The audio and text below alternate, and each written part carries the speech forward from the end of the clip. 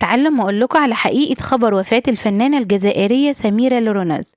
ضجت مواقع التواصل الاجتماعي خلال الساعات الأخيرة بخبر وفاة الفنانة الجزائرية سميرة لوروناز في حادث سيارة في الجزائر، حيث انتشرت المنشورات بشكل كبير جدا على التواصل الاجتماعي فيسبوك وتويتر وعلى الصفحات الرسمية، مما أثار حالة من الجدل والحزن من متابعيها ومحبيها. ولكن عند التحقيق من مصادر رسمية ومن حسابات الفنان على منصات التواصل الاجتماعي، يتضح أن كل هذه الأخبار إشاعات وليس لها صحة على الإطلاق. كما تواصل الفنانة الجزائرية سميرة لوروناز بنشاطها الفني والإعلامي بشكل طبيعي جدا، وتنشر أعمالها الجديدة عبر التواصل الاجتماعي على حسابها على الفيسبوك والإنستجرام.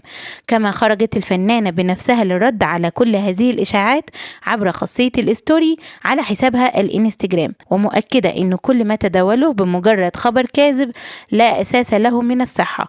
وأضافت كمان: حسبنا الله ونعم الوكيل. ولذلك يتم تأكيد أن خبر وفاتها مجرد إشاعة ليس له أساس من الصحة، وتداولتها بعض الصحافة غير موثوق على مواقع التواصل الاجتماعي، حين أن الفنانة بخير وتواصل نشاطها الفني.